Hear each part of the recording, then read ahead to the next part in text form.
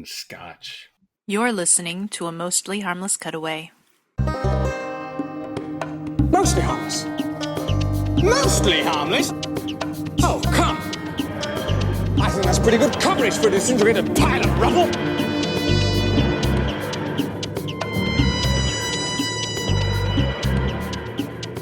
Hi, this is Eric. Oh my god, my ears just got blown off. This is Josh. I'll be more gentle, Josh. This is Sean. I loved hearing the dulcet tones, Sean.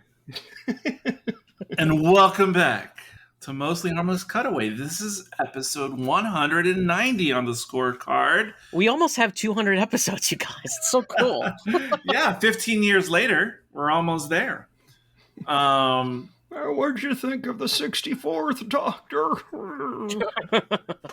And once again, we're back to talk about Disney Season 2 of Doctor Who. Is it the last Disney season? I don't know. Question mark, question mark.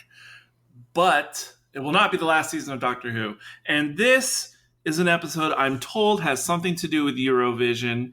It is called the Interstellar Song Contest. Yeah, it's Eurovision. The actor, Rylan, is a real person who hosts Eurovision. Oh, good guess. And the fact that he was in like the deep freeze is because he hasn't seemed to have aged. Okay, right. And Eurovision is where all of the European countries. It's kind of like the Music Olympics, and they all send their candidates. And as the Doctor explains in this, ABBA won it in the 70s, but these aren't most of the time you're not going to hear these bands. They're from Denmark, Germany, European countries, obviously. But if you go on YouTube, some of the stuff is just imagine. Do you remember Herman's Hermits? Like, yes. Henry the Eighth, I am Henry the Eighth, I am. And think of music like that? I know it was terrible. No, it was really good, really good. You should do that more. I felt like I was in the 1960s. Second verse, same as the first. Henry the Eighth, I am. I'm doing it so wrong. I love when Sean does like show tunes and stuff. Just keep going. Who's for a pirate shanty? Okay, I'm sorry. But what was I? Where was I? You were talking about Herman and the Hermits. Oh, and who was the group that in the 90s did the Little Birdhouse and yours? They Might Be Giants. Like, think of like really quirky groups like that. Anybody? They Might Be Giants. I've heard of them. Yes, I know them. I listen to them. Okay, all right. Lots of other music too. So yeah, it's all weird, quirky music like that. So I guess this episode was kind of like that. Except now they don't have countries, they have planets, of course. And thousands and thousands of people. Planets like Alpha Centauri and Trion and New Planet of the Zygons. Okay, so I do take credit for this actually in the other podcast. That I do, but that would be Doctor Who Gives a Fuck. I pointed out that Big Finish has done a story about Eurovision in the future already. It was called Bang Bang Bang Boom, and it was with the Seventh Doctor and Mel. And in that one, they landed in just like in this, in the future Eurovision contest, but it's a whodunit. It's a murder mystery. Okay, no, I haven't listened to it. But here's the knocker. Here's the cracker. Here's the whole thing. You know who wrote that? I'll say, the guy who wrote Story in the Engine. Just out of, No, it's not. I was going to say Russell T. Davies. No. Juno Dawson. Juno Dawson wrote it. No, it was Gareth Roberts. Oh, you know what? Gareth Roberts is out of the, he's gone out of the community. Yes. Way out of the community now. Why did Sean say that so deliciously? So, no, it's just the T. You know what I mean? Oh, okay. Do you know why? Do you know why he's out of the community? It was something that he tweeted or retweeted or something. Oh, no. He's like, Oh, maybe I shouldn't get into it on the podcast. J.K. Rowling. Yeah. Okay. Yeah, exactly. Thank you. Thanks for bailing me out of that. Thanks. R.I.P. Gareth Edwards. I want to... Gareth Roberts. Edwards? Gareth Roberts. Sorry, wrong Gareth. No, he's quite still alive, and I think he's I meant his reputation. He's written what was this horrible story where the Peter Capaldi, Danny Pink's school, Peter Capaldi's the janitor. No, he didn't write The Caretaker. He didn't write that one. Why did I think he wrote The Caretaker? Who wrote The Caretaker? Yeah, you're right. It's Gareth Roberts. I didn't think that he wrote... Dun, dun, dun. You're exactly right. A broken clock can be right 2 times a day. No, but I can be wrong like 10 times a day. So, yeah. No, you're right. You're Sean. right, Sean. Okay. No, Sean, you're right quite often, and you were right that time. Yes, he wrote the Shakespeare Code, The Unicorn and the Wasp, Planet of the Dead, The Lodger, Closing Time, and The Caretaker.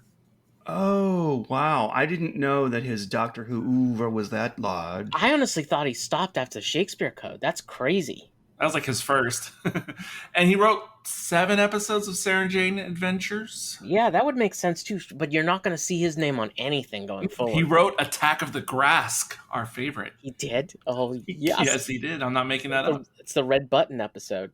So I think that after Gareth Roberts was canceled, I realized that RTD's name is not on this episode as writing it, but it's possible that he picked the script based on the fact that he wanted to give a big FU to Gareth Roberts. Oh. That's just kind of a theory, a fun theory we can go with.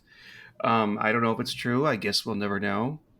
Man, and if you go into the other mediums like novels, novelizations, he's written a lot of Doctor he's written a shit ton. Comics. Yeah. Extremely prolific, yes. He did a stage play called The Monsters Are Coming. Tons of stuff. I think he writes for The Spectator now. He wrote the novelization for Shada. And The Spectator is like a kind of a, I don't want to say right wing, but it's certainly not left wing. So, welcome to the Gareth Roberts show. Was there a Doctor Who episode on? Yeah, it was called the Eurovision. I will say, because it just came on my screen right now, when when they take off the roof and the crowd just gets sucked into the air, that's a good looking effect. And you think so? I think proper creepy, as they say. I think it looks like a bunch of lights going up in the air. No, at that later in the scene, it looks like a bunch of lights going in the air. But when they first lift off from the center of like the standing room only section of the arena, it looks kind of like the effect in World War Z when all the zombies are climbing over each other. Yes, that's absolutely true. That's what it reminded me of, and you just got it out of me, like popping a pimple. Yes, just like that. Except it's little people coming out instead of pus. You know, I know a lot of people seem to revile, especially outside of Europe, revile Eurovision. 1 year they were showing it on one of the US cable channels. I can't remember what the deal was. Logo. So there was 1 year when I did kind of watch a fair amount of it. Wait. I just want to say, Logo, I don't know if it's still around. Logo was the LGBTQ channel. Oh, so you're saying there might be a gay connection? Just to Is that what you're implying? Yeah, I'm pretty sure, because Eurovision is known for being pretty fucking camp, and the gays love campness. Mm-hmm. Yes, because camping takes place in parks, and we know what happens at night. Not that kind of camp. Oh, okay. Like camping in video games. He's being... I'm riffing. Sometimes I feel like I'm like Bob Hoskins talking to Roger Rabbit or something. No, sometimes I think you feel like you're Steve, and you don't. He's being obtuse. I mean, in the greatest possible way. I mean, look up obtuse. It's like... Well, yes. Sean is a cute, and I'm... Give him another 60 to think it over. Or am I being obtuse? I can't remember what he says. Yeah. So Eurovision, I mean, it is what it is. I don't mind it. I'm talking about the real thing. I don't mind it. Ain't nothing like the real thing. But a lot of the songs, yeah, it when I see clips from like Eurovision from the 70s or something, those songs, a lot of those songs are cool. The newer songs, yeah, that is like weird Euro pop music that definitely doesn't get played in the US very much. No, The closest I can think of, like in recent memory, and this didn't even come out this came out back in the 90s, but when the movie came out, is the Barbie Girl song by Aqua. I'm a Barbie girl in a Barbie world. Like that kind of like poppy. Life in plastic, it's fantastic. It's fantastic. Oh man, when I was a little gay boy twink in Chicago, when that song came on, it was like, ah! And we all ran out to the dance floor, and I had my Cosmopolitan. It was sloshing it all over the place, but I didn't care. This is when Sean was like 8 years old. He had his college. Yeah, oh no. For the listener, Sean was 38 when that song came out. When did that song come out? That is not true. That came out before I moved away from Chicago. I'm telling you right now, Sean was 8 years old with his Cosmopolitan. Definitely. I think Sean may have been 23. Are you looking it up, Eric? Yeah. This is what morning radio should be like. I think 1997, when Sean was 38. No, I was 23. I think 20 younger, 21. Ages are so complicated, I know. No, I'm trying to subtract, and I can't right now. 22. I was 22 when I came out. So yeah. You were 22 when you came out. I got it. When the song came out. Oh. Also, when I came out. Is that true? That's absolutely. Someone give me a cookie. Clap for me. Clap for me. Here's your cookie. Okay. Get back now. Don't look at her. Don't look at her. Don't look at her. So it is true that, you know, most of the Disney Doctor Who era, even in many of the bad episodes, the visuals look cool for the most part, the special effects. And I thought they looked pretty good last episode. The previous episodes I didn't like. The arena itself, it actually, even though I wasn't necessarily engaged with the concept early in the episode, I thought it looked pretty good for television in general and Doctor Who especially. It's a shame we're not getting blown away by the stories week in, week out, because whoever would have thought Doctor Who would visually look this good on television? Yeah, they could do that ginseng cats episode they were trying to do when they had to make Invasion of Time instead. They could actually do that now. Ginseng cats. Were they supposed to have like a bunch of cats in a stadium? Like they could do that now. They could do that and a lot more. Yeah, I mean, I think we figured out that it's not 1979 anymore, which is just incredible. Actually, 78. What are you talking about?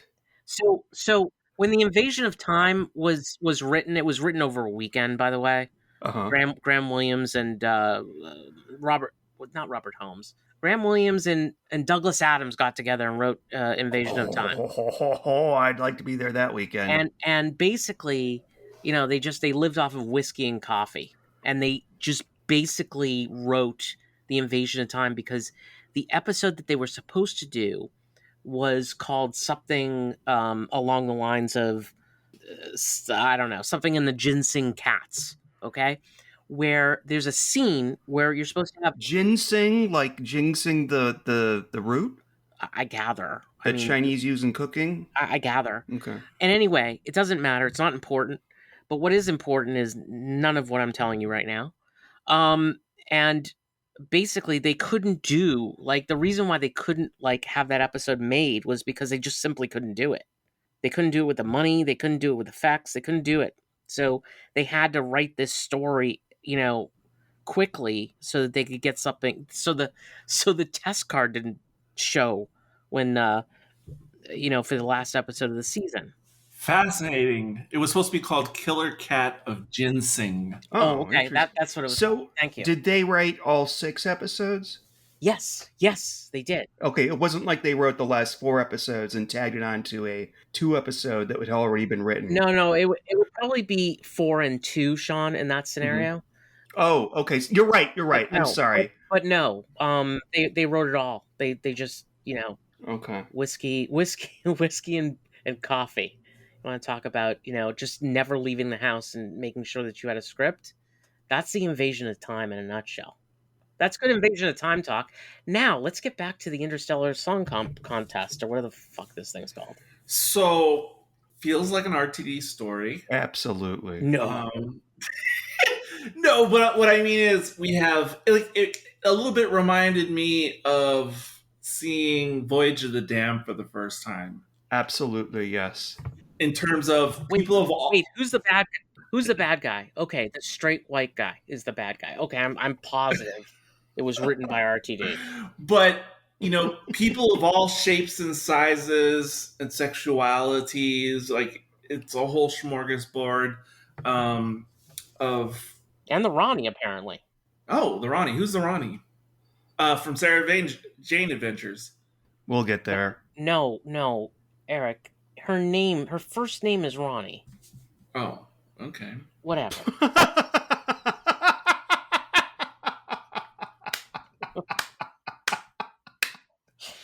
So Belinda's the Ronnie. Sean, more show tunes, please. I'm just begging you. Dug-a-doo. I'm laughing also because I've made the same mistake. For a while, before I watched any of the Sarah Jane Adventures, I thought the Ronnie was in it because people would talk about it. Well, you know what's well, great? Ronnie is in it. We've been calling for the Ronnie like every 2 minutes. Like we thought it was the Ronnie with the doctor's wife. The doctor's wife. We thought it was a Ronnie. We thought it was the Ronnie with Rose Tyler, in the 2013 50th anniversary special. We thought it was the Ronnie. I mean, every 2 minutes it's the Ronnie. It's always the Ronnie or Susan. Right, it's the Ronnie or Susan. Now we get them both.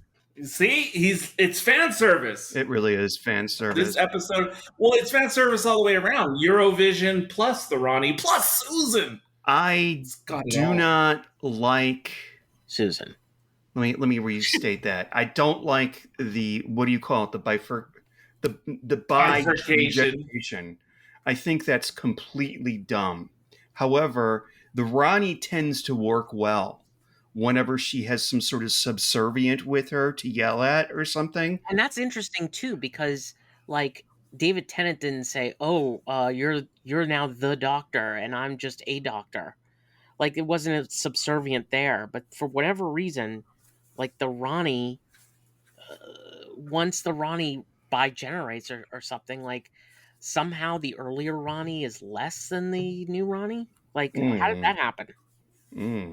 I want to know why the Ronnie wasn't a man. Agreed. Well, why wasn't the Ronnie a man? Sean. Josh is being serious. I'm joking. I'm being serious. Why wasn't the Ronnie? And we need to see like prior regenerations or whatever they're calling them now of the Ronnie as a man. He would be the Raja. Wouldn't he be the Raja? Okay, we'll reveal that. Council, we'll reveal that to you in Discovery once it's served on us. All right. Well, I'm going to go to the judge right now and do a voir dire, and we need to get to this inside. We need to get inside chambers. I want to talk this through before any of that happens. In the couple, the biracial gay couple, didn't notice them at all.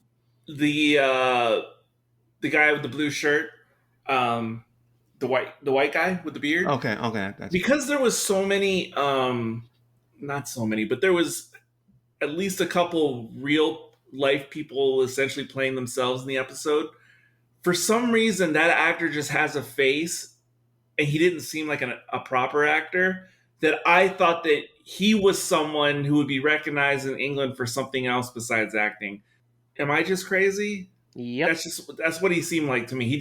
I thought he was another real person that if I was British, I would recognize, oh, look at so-and-so acting in a Doctor Who episode. But no, he's just a regular actor. No, yeah, he's a regular actor. Unlike, say, Graham Norton. And I'm sorry, I thought it was really cute. Okay, I didn't expect it. I didn't know that he was going to be on, but I like that idea. It might have been the best thing in the episode. Mm, I'm not Okay, maybe Susan. Maybe. Well, TBD on that one. Susan. No, but actually, I was totally fine. And it's funny because, I wouldn't know who Graham Norton was if it wasn't for the days of New Who being broadcast on BBC America. I never knew who the man was until Well, I mean, it also I was waiting for Doctor Who to air on that station. And that's when I would see endless reruns of Graham Norton. also YouTube. that's I was going to say that. Because he would interview like Matt Smith and David Tennant at the same. Oh, maybe y'all's all algorithms, but It was, yeah, he'd have really cool interviews, and you didn't feel like it was all scripted, like we're going to talk about A, and then we're going to talk B, and then we're going to talk about your new film or your book. It's just sort of like, let's just, maybe have some cocktails and fart around, Speaking of farting around, I really believe we've been farting around this episode so far. which is weird because we're all. So I do want to bring up one other thing. Did anybody else think our two the Hellions? Yeah, great name. Did anybody see this as a parallel to something Yes. else? Okay. Yeah, very easily saw it as a parallel to something else. Wait, I'm not sure what. And you know what? And I'm not all that thrilled about it. There is some. Oh God, should I even get into this? See, I don't really know. I don't know where this is going. 30 seconds. I don't mind you getting into it, but then Eric's going to get into it, and my God, this is going to be ooh. No, I mean, okay. I'm likely overreacting. Okay, I'm just going to preface it here. I just think this is a parallel to the Israel-Palestine conflict. Mm-hmm. And I believe the Hellions are the Jews. And if you understand anti-Semitic Iconography? Yeah, iconography, so much stuff. The Jews with horns. It's just Oh my God, you're right. So it's almost on the nose. Okay. So much that I might be overreacting.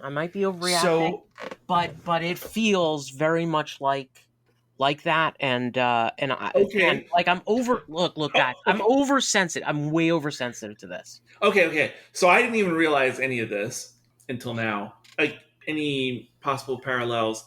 But taking that as it is the story sympathetic to the Hellions?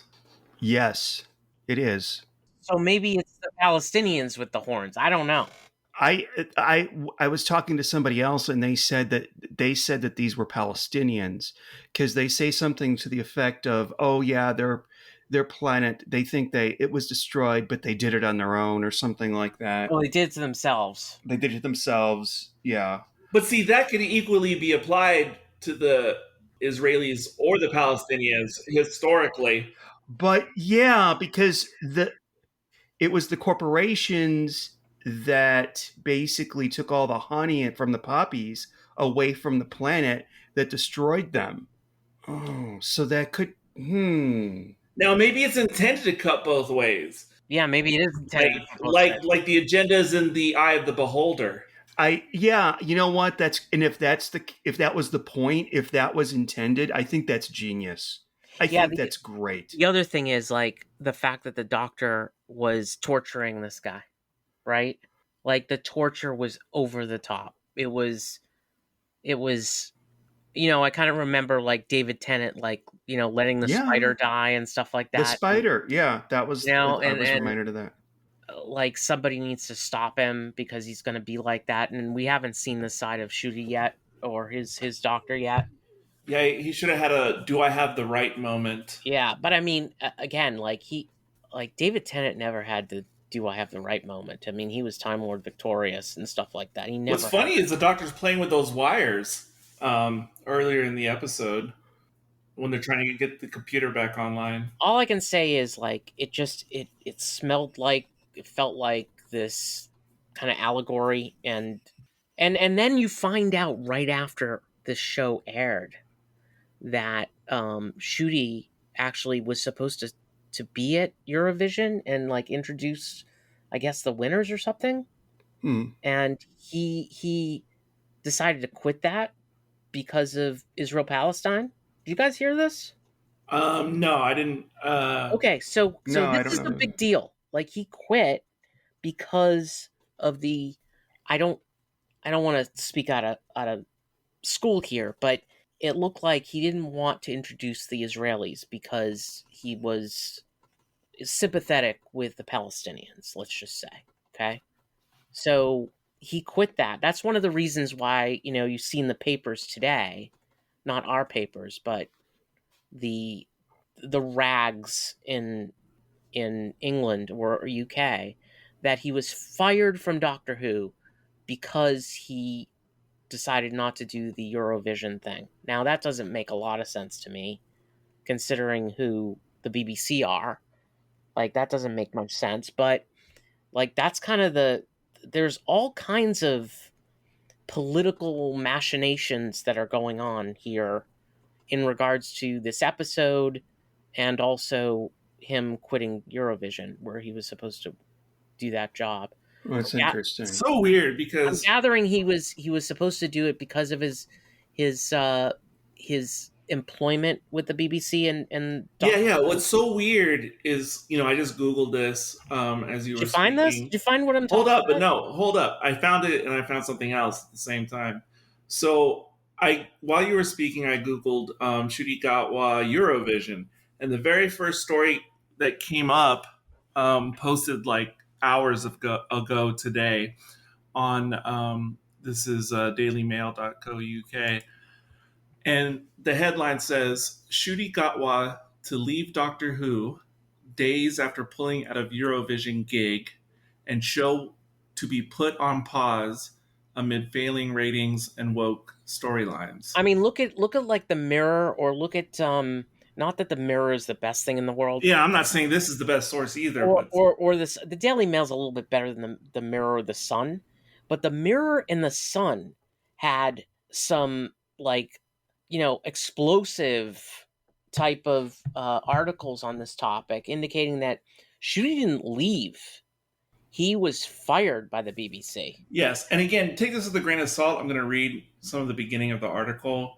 I mean, file this under rumor mill, but it says the BBC program is also said to have been paused for an extended break amid criticism about recent plots involving non-binary aliens, incels, and even a pregnant male extraterrestrial. Rumors of Gatwa's departure came after a sudden withdrawal from presenting. God, that pregnant male happened like 3 years ago. From presenting the UK's Eurovision jury scores on Saturday night after Israel, represented by an October 7th survivor, made the final. Ncuti has been vocal in his support of Palestine. A TV insider reportedly said, if the final nail wasn't already in the coffin, it was well and truly hammered in after that. Bosses are incredibly disappointed. Ncuti is the doctors, one of the corporations, blah, blah, blah, blah, blah. Wow, I did hear something now. From what I just read, it reminded me I heard something about shooting Eurovision, but I never looked into it. I didn't know anything about what it was about. So there you go, breaking news in the Doctor Who rumor mill. Yeah, this is about as breaking news as anything. Put in the news sound right here. Dun, dun, dun, dun, dun. Dun, dun, dun, dun, dun, dun. Dun, dun. Breaking news right now from NHC. Will Dateline. Ncuti Gatwa leave Doctor Who? Sorry. By the time people listen to this, they'll probably know everything about this. So the torture scene. So what did you guys think of the torture scene and all of that, and how did that, kind of fit with how you're going to think about this episode? I think that this is not the first time he's had angry doctor syndrome in the midst of an episode. Oh, really? I don't ask me where the other points are where he says something unusual. Because most of the time he's just crying. Well, yeah, that too. But he also... I haven't found him like cruel. He was under the impression that Belinda had been killed. And like that's like the one thing. You don't... Oh, so it's like the Clara thing, I right? guess. So I don't know. He's gonna punch through a diamond wall. Yeah, sorry. Because Belinda's been killed. I don't know. I didn't even know this. because the other articles that were after the one that I Oh, so he's still on the internet, you guys. no confirmed what Josh had said, which I was unaware of, because the articles from 20 hours ago, like the Sun, etc., You didn't are all believe saying me? that he got fired. You didn't believe me. No, it's not that I didn't believe you. It's just I had not seen it at all. Well, not that I've been looking. How come I'm paying attention more than you? That scares me. Because I'm playing Minecraft and you're not. That's for damn sure. Yes, so The that's closest why I get to Minecraft is a Happy Meal. that's why you're hooked into the zeitgeist and I'm not. But Sean, did you get that I reference? didn't hear what you said. I said the closest I get to Minecraft is a Happy Meal. oh, okay. Breaking news. Has anyone else been fired besides Colin Baker? No. Has anybody else been what? Fired. Well, I mean, technically, Sylvester McCoy was fired, Well, but everybody else was too. not really. Sylvester McCoy wasn't really, and neither were the others. No, he was. He was. Everybody was fired. Nobody worked after that. He didn't want to leave. Oh, okay. Yeah, but he still got to, at least say goodbye in When? in the Don't in say the the TV movie. Yes. That was no carrot juice. That was actual That Sylvester was McCoy. 6 years later, produced by somebody else. Yeah, but I mean, does it count as being fired if your company goes bankrupt? I mean, kind of, but not really. I don't consider that canceling a show. BBC did not go out of business. No, but the show went out of The business. show was canceled. It happens all the time. Yes, I understand, but that's And not what happens to the actors when the show goes out of? No, I know, but I'm saying that's not the same as being fired in the sense that, you're fired if your place of business is no longer there, but it's not like, but if we were continuing, we're going to fire you and move on with somebody else. Folks, we have not even talked about Susan yet. We have not even talked about This Susan. is I just like- want to know what you guys thought of this torture, and I have not gotten an answer. I feel I'm having flashbacks. No, I was feeling the same thing what Sean started saying. I'm flashbacking to late 80s, early 90s at Bennigan's with my parents. Oh, I hated Bennigan's. No, Sharon, come on. Are me What and are you Josh going to like do your with that parents? money, Sharon? You need expensive makeup? Bill, I like it. It's my money. Sharon, no, you don't know what you're talking about. Blah, blah, blah, blah, blah. Your parents were in Goodfellas? You think I'm funny? I'm a clown for you? Mr. Chantix is your dad and Sharon is your mom, and there was a helicopter flying over, and you guys went in through the back entrance of Bennigan's, through the kitchen. Fucking every week, Bennigan's or Red Lobster. Do you know Bennigan's? You know what their problem was? It was the flare. Like they had to wear flare. It was really obnoxious, just like in that movie. Was it Office Space? Waiting. And by the way, No, that too. Office Space. Yeah, both of them. Waiting. I think Waiting had it too. little story about me is I was trying to get a restaurant job when I left college because my college degree didn't mean shit. And I tried to get a job at Bennigan's and they did not hire me. Okay. I went across the street to Houlihan's. They hired me on the spot. So Bennigan's sucks. Okay. There you go. Just saying. There you go. I've always been a Ruby Tuesday kind of guy. If you don't like eating at the Bennigan's now, maybe the hiring manager wasn't on site. That's all I can say. I love Ruby Tuesdays too, Eric. I love the salad bar. Yeah. Yeah. And apparently you love Ruby Sunday as well. So getting back to torture, I'm kind of with Sean that we've seen the Dr. Dark moments and we've seen where Not with Shooty. not like this with Shooty, certainly. Listen. Give me an example where you saw it with Shooty. No, I don't know that I had that example. I swear there's something and I can't remember what it is. Well, he was a little I don't care with the incel guy. Quote Yes, unquote. that's what I was. Yes. Guys, that's not torture. That's like I don't even know where that came from. That was crazy. That was absolutely bonkers. That he was so flippant and casual about this guy's death. Yeah. Like that drove me nuts. I think there's something going on with the timeline or something. Like maybe the Ronnie is doing something. You know, I have this dream that the Ronnie has actually been around since Peter Capaldi, since Peter Capaldi regenerated, and basically this has all been a dream. Okay. It's like it's Bobby in the shower, in Dallas, Or Newhart in bed. or Newhart in bed with Suzanne Plachette. Yeah, one of the two. I'm just kind of hoping, but I do not. It's think gonna be old Tom Baker. My God, I've had such a dream. That would be, you know what? If they ended the show like on the last scene of the show, and it was Tom Baker that came out and said, "Yeah, we revisit old faces."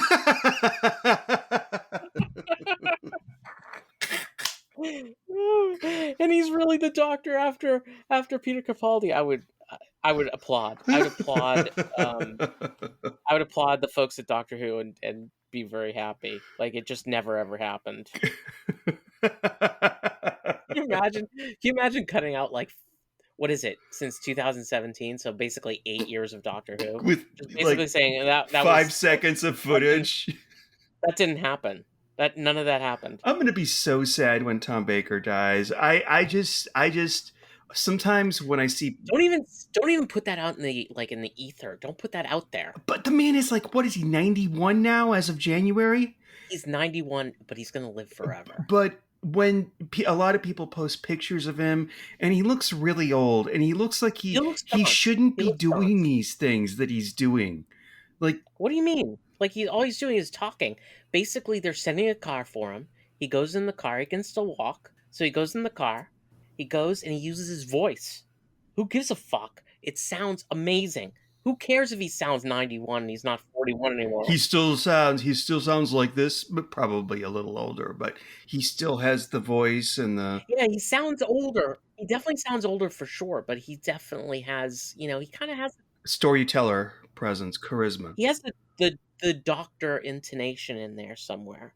And I just love that we still got that there's still stuff I haven't heard that Tom Baker's done.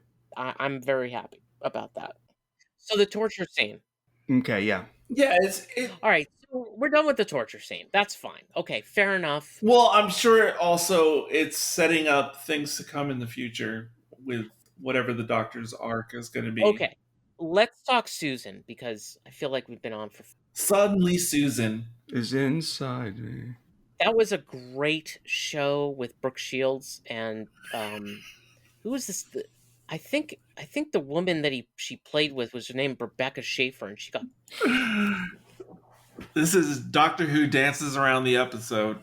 Suddenly Susan is standing beside me.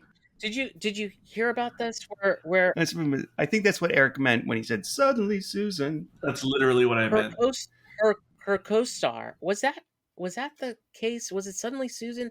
No, it was My Sister Sam, where it was Rebecca Schaefer. In Suddenly Susan, it was a guy that died of a drug overdose, like halfway through the filming of Suddenly Susan. Suddenly Susan just died.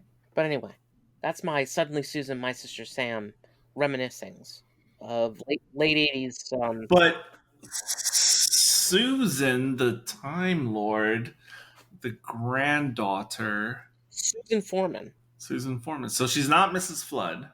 Okay, so she's not. And she's not the Ronnie. Maybe Susan's the Ronnie. No, stop. This is why you hate this.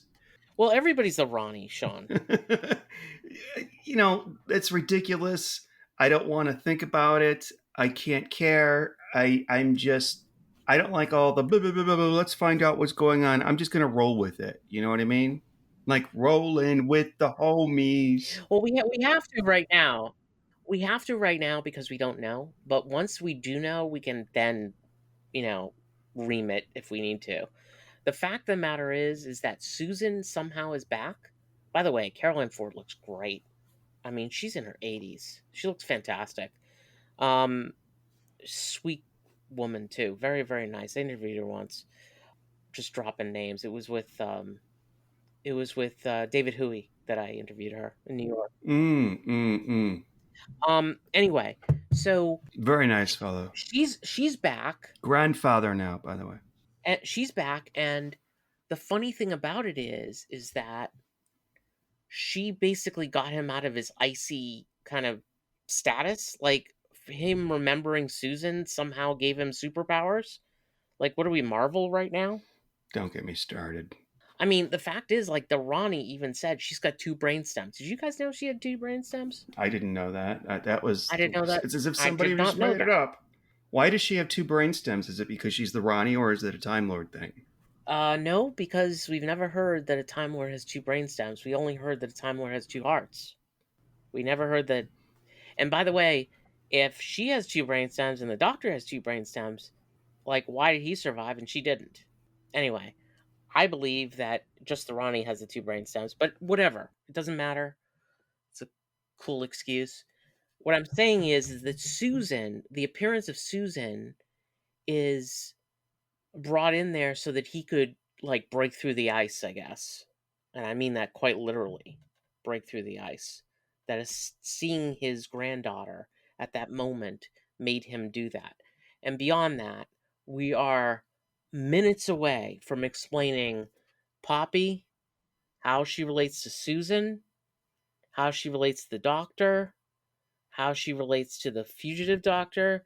We are going to re-talk about the timeless child again, who is actually Poppy. Okay? She's a timeless child. Poppy's a timeless child. I'm gonna set that out there into the ether. And Susan is the granddaughter of the original Doctor, who wasn't William Hartnell, was likely a woman. Okay? That's it. That's all I have to say. Oh, you think that's going to be part of the reveal in the finale? Is that what you're saying? Yes, I think that Poppy and Susan are related. You mean the concept, not like lineage? I don't understand your question. It's both.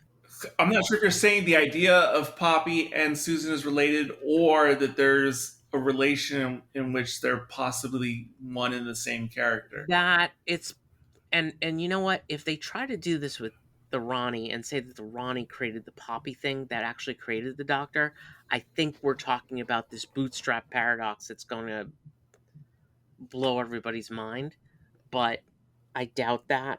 I don't know what they're trying to do here, because there's always a speck of truth in those rumors and stuff like that, like the one you were reading about, like how the Ronnie was trying to take space babies and make Time Lords again. Mm-hmm. Like, I feel like there may be some truth to that, but it may be that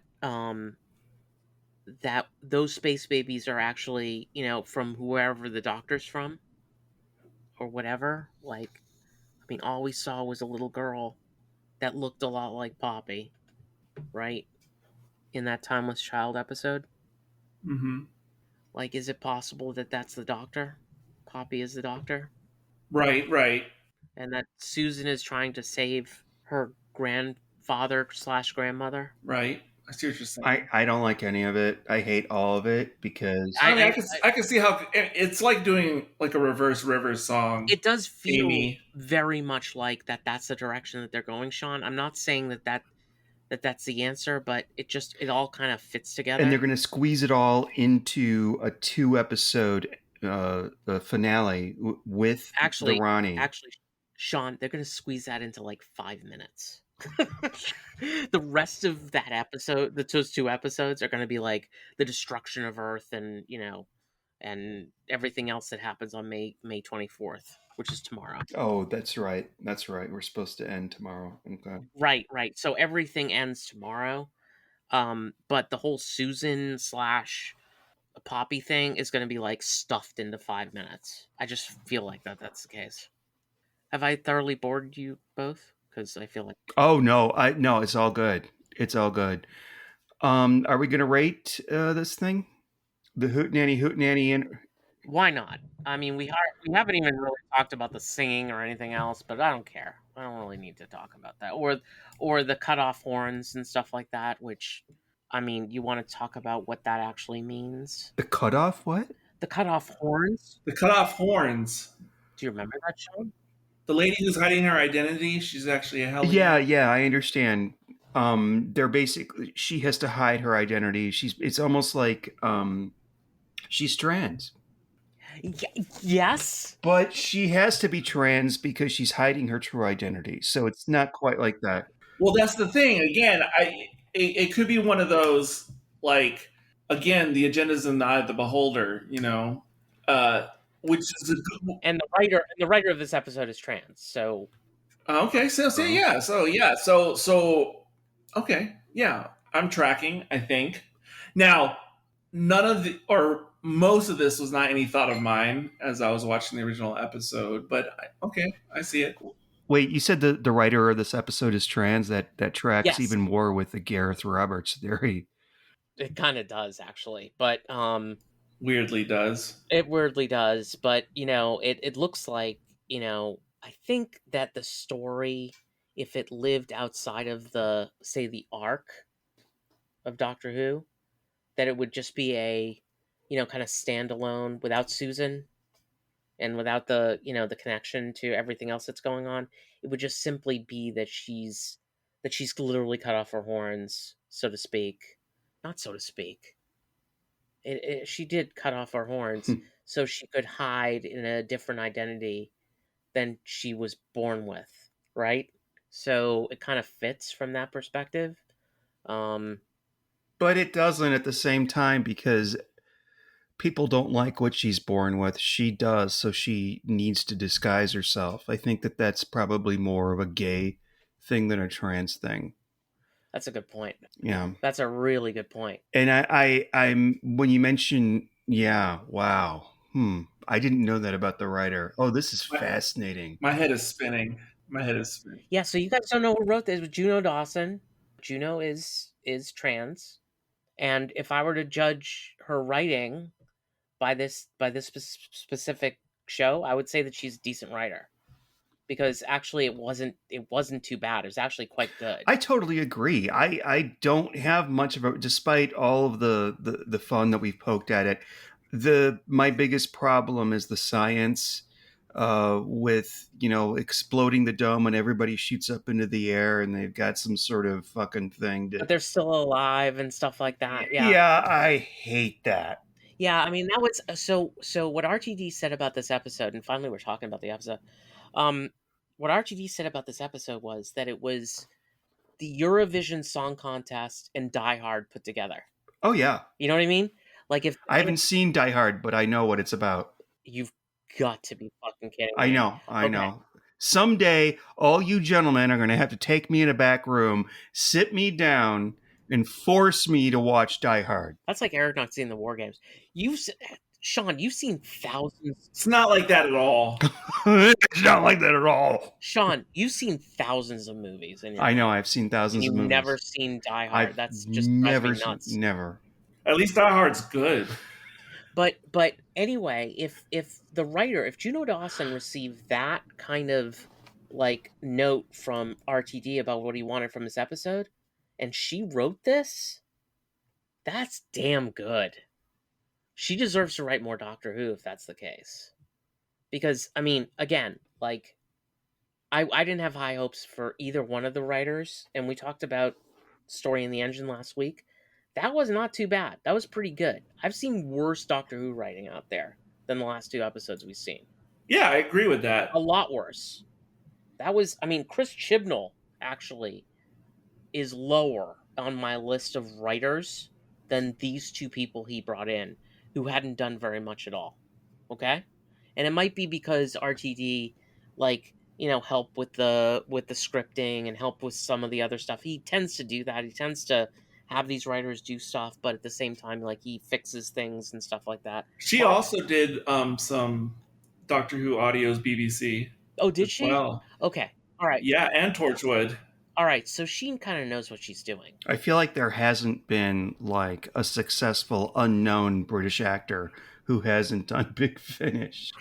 Well, I mean, wrote them. That's what I meant. Oh, wrote. Okay. Yeah, writing. Yeah, writing. Writing's hard. Like, acting in this scenario is not that hard, but in writing it and being able to get the capture Doctor Who in a different way and capture it with a little bit of like an angle to it and an approach to it, whereby the Doctor was acting not necessarily like the Doctor and had to be pulled back and stuff like that. It's very RTD. It's almost like she saw a lot of his stuff and kind of, mirrored his approach, and probably one of the reasons why she did a good job on it. So I'll give her credit because it's good. From that standpoint. Look at that, Sean. Were you expecting Josh to praise the No, writing of both of these stories? I thought. Well, this one was better than the last one. I thought that you were going to call out the wokeness, Well, there's a lot of the Palestinian thing. Well, I did. I called both of those things out. You called it the Israeli thing. That's interesting. I called both of those things out. That doesn't reduce the level of what that Doctor Who was. Look, this one was very gay. It was an extremely gay episode, and that's fine. Okay, because we've been living with this for years. My bar on this is not all that high. It's just make me a good story. I don't care where your couples come from. I don't care if your couples are multiracial or if they're gay. I really don't care. I don't even see it anymore. So thank you for all the woke people out there. I don't even see it anymore. Okay, and that's not what you want me to think. That's not what you want me to see it and appreciate the pain and suffering that people are going through. So I don't even see it anymore. I've become colorblind, gender preference blind. I've become all those blinds, and that's how I grew up, by the way. So, congratulations, you did it. I'm not even paying attention to it anymore. But yeah, in a weird roundabout way to slightly shift gears, this story very much felt like an RTD original run episode. It had all the classic elements of like Rose being separated. Remember they did the reality show episode. Yep. And so it just feels like, yeah, okay, it's RTD. Love them or hate them. It definitely feels like 2005, 2006 Doctor Who reskinned for 2024, 25. It kind of does. Like if you add like the elements of Dalek to it, like take your because that's the time when the Doctor was like wanted to torture the Dalek, right? Yes. Dalek, do you remember? Yes. You know what I'm talking about? So you add the elements of Dalek with Bad Wolf, and suddenly you have the Interstellar song contest. Yes, it's very. I felt a weird Bad Wolf vibe. The whole series, and yeah, you guys already mentioned like Donna had to stop the Doctor with the whole Spider Woman. It is RTD and weirdly Moffat's greatest hits all smashed into this, and that's why it's like if Juno wrote this, like how much was RTD and how much was Juno Dawson? Or maybe it was just like a Reese's peanut butter cup. But what's our unit of measure? This has been a complex episode of the podcast and weird discussion I wasn't anticipating, especially because I knew almost nothing of these controversies going into this discussion. I would say the Delta Wave Cube. How many Delta Wave Cubes do you get? I think you say Delta and the Bannerman. I mean, do you guys remember when Nyssa went sick in Kinda, yeah. All right, so the Doctor gave her a Delta Wave Augmenter. Do you remember that? Okay. No, but only you would, but that's... So Delta Wave Augmenter is supposed to get her... She was sick, and it was supposed to help her get better. And in this scenario, the Delta Wave, whatever it was, Delta Wave Cube, was to kill people. Very interesting. Got you. And someone posted on social media, if you look at the logo in the arena where they're having the song competition, it says like Harmony or something, and it has like a waveform underneath it. And somebody noticed that that's like the same waveform as the giggle when they were looking at it on the screens in Unit in that story. Geez, somebody really is paying attention. So it's, the waveform's almost like the crack. The crack. Yeah, the crack. Yeah. Remember when we were all looking for the crack? I remember the crack. Yeah. Like, oh, that looks like the crack. Stop plugging the crack. Can Can you imagine?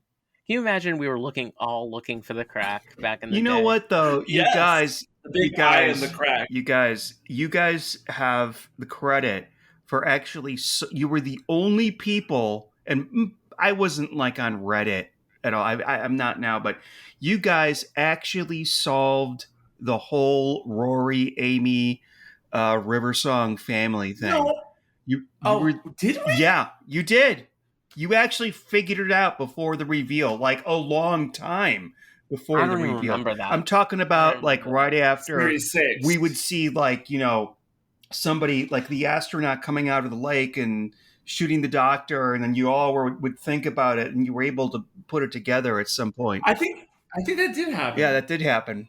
I thought you were going to say that we figured out the Dr. Coat thing in Series 5, but we didn't, or I didn't. Well, we talked about it though. Oh, we definitely talked about it, but when I was presenting it, I was working on other things I heard from other podcasts. But you're talking about Series 6, and I vaguely remember, we did kind of have a whole bunch figured out after like the premiere episode of Series 6. Well, I think we should all give ourselves pats on the back for that. And maybe we're right about that. I don't know. What do you guys think about... Okay, so I've already given my theory on the Poppy, Susan, and all that other stuff.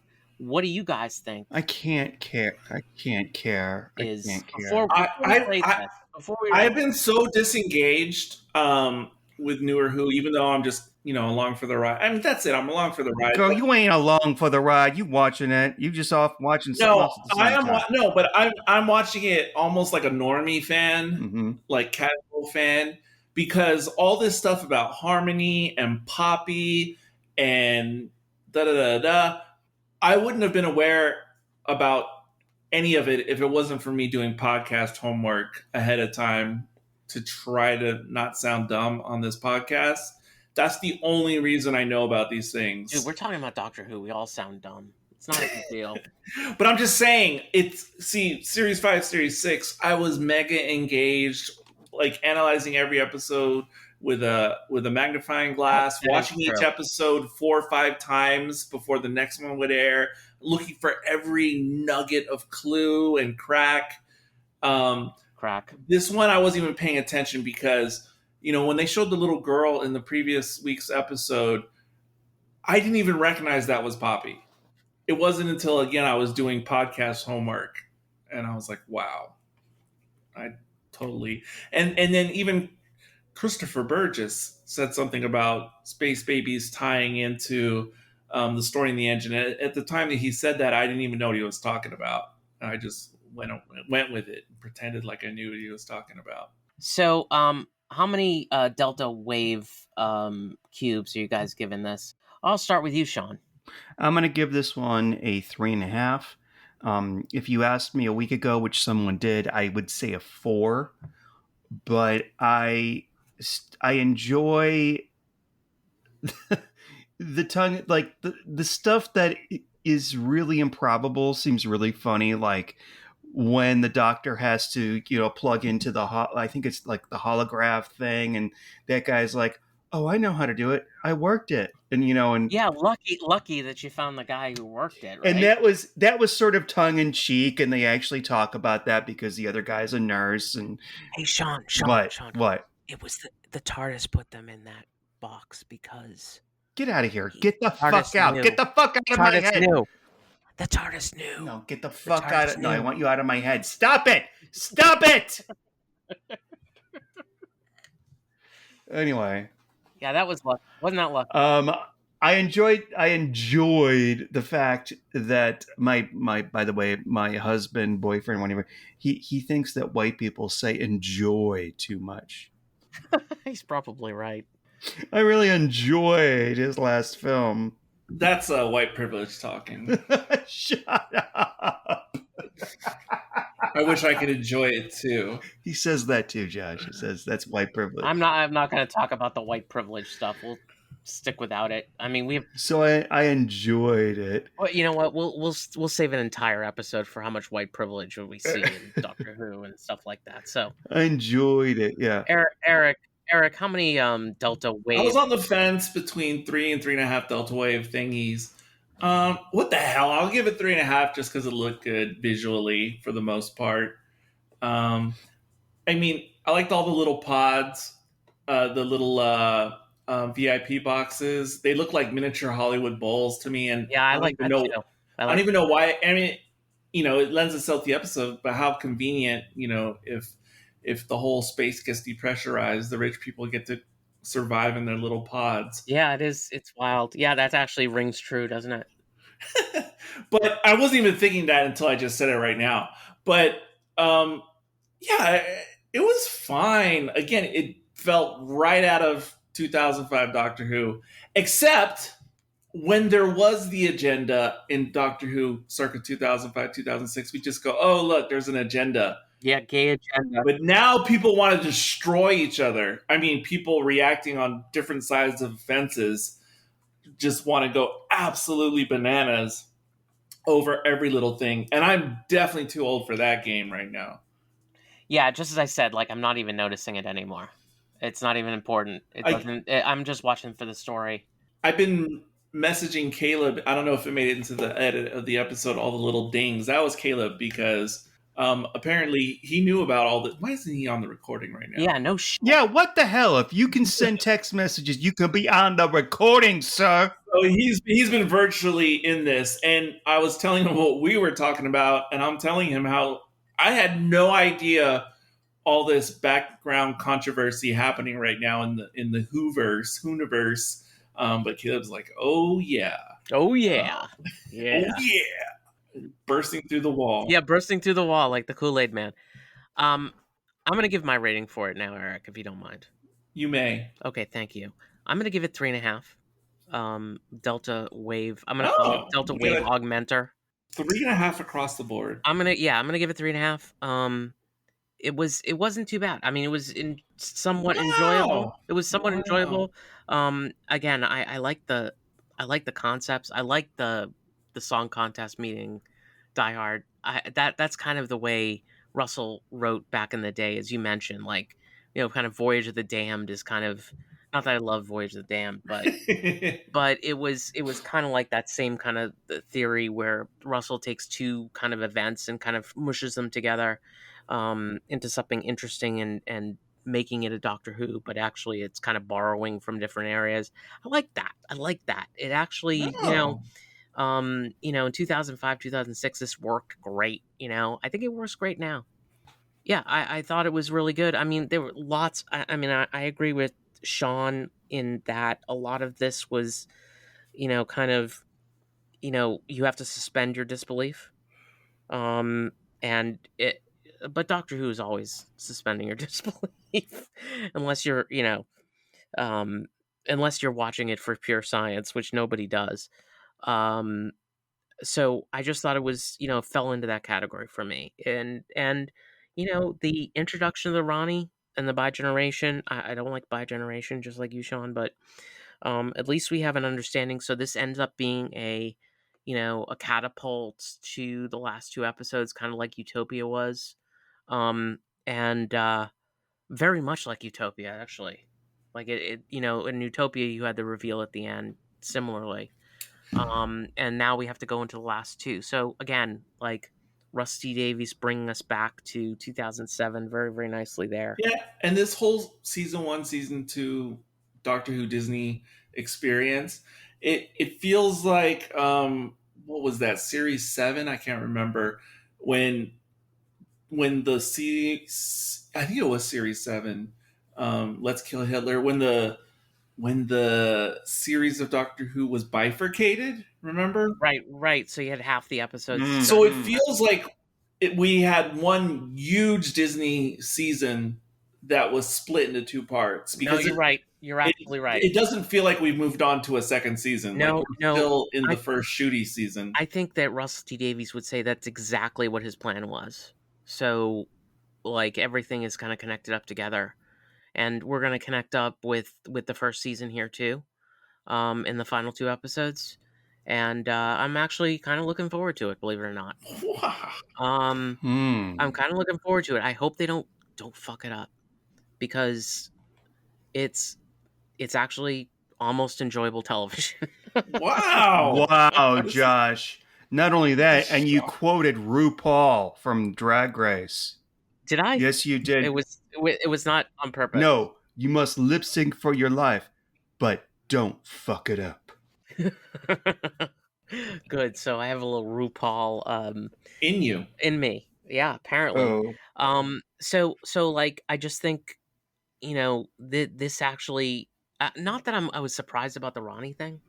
Like I kind of figured, I don't know why I figured it was the Ronnie the whole time, because like dressing up as, Well, it seems so obvious. I mean, but dressing up as his companions and stuff like that kind of felt like the Ronnie would do something like that. Because that's what she was. She was dressing up as companions.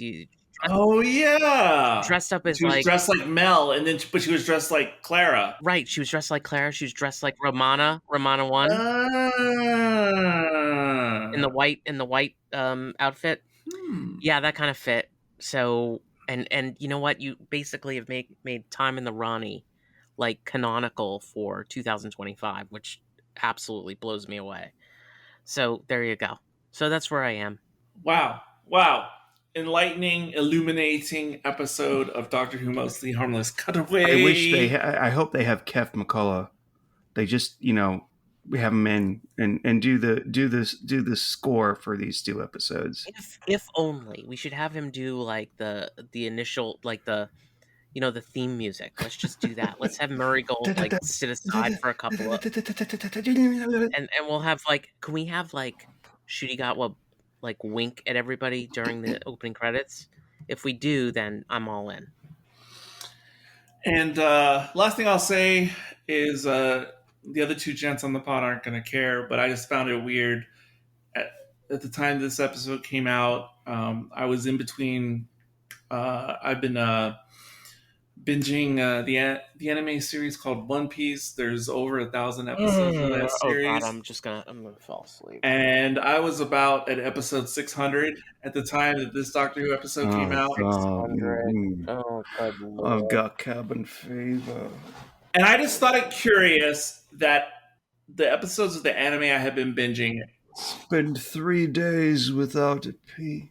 And then I stopped watching the anime, watched this episode because it came out, and then went back. I just thought it very weirdly curious. I'll get another drink. That the story arc I was on in the anime, for those who know it, I was on Punk Hazard. And Sean. And what was weird is that all the baddies in the anime have these horns that look just like the horns on these Hellions. Uh-huh. And in the anime, they are this oppressed species who have been...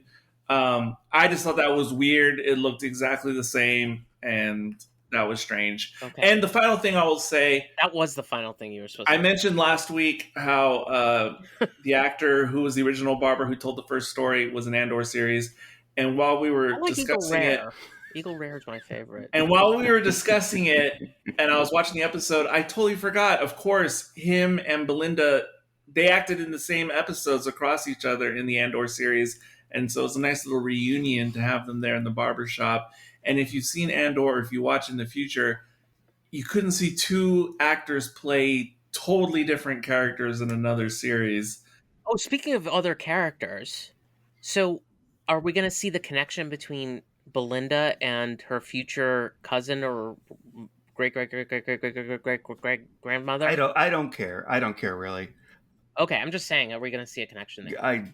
We're going to see everything. All our answers will be, all our questions will be answered. Okay, that's very sweet. Everything. The doctor's daughter is going to return. We're going to find out what happened to her. Christ. Susan is Zarani.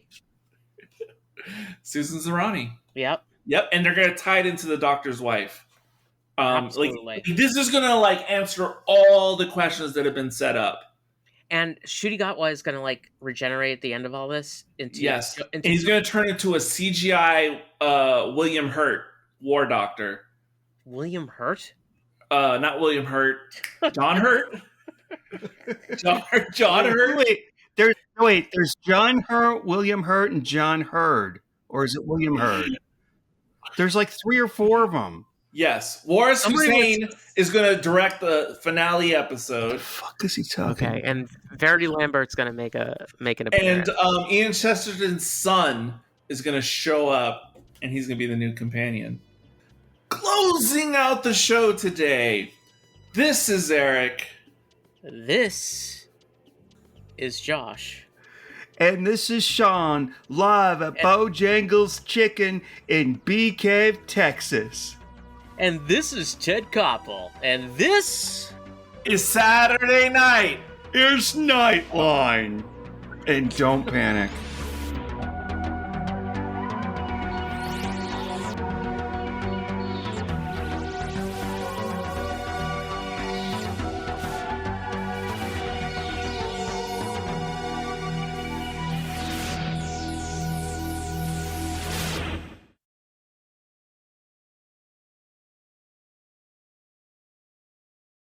Because even if you're at the Eurovision Song Contest and somebody opens up the Mavity at the top of the Remember they used it on Saturday Night Live. Hello, I'm Ted Koppel, and this is Nightline. Yeah, you know what, Sean? I was trying to do that. I decided not to when I said this is Josh. Is he still alive, Ted Koppel? I'm Ted Koppel, and this I think he is, or is he? Is not. I think he's still alive. I have to check. Man, all those. I look it up, but I gotta find my goal. He is alive. He is age 85. Wow. Okay. All right. Born February 8th, 1940. God bless him. Yeah. And this is Nightline. Is Nightline.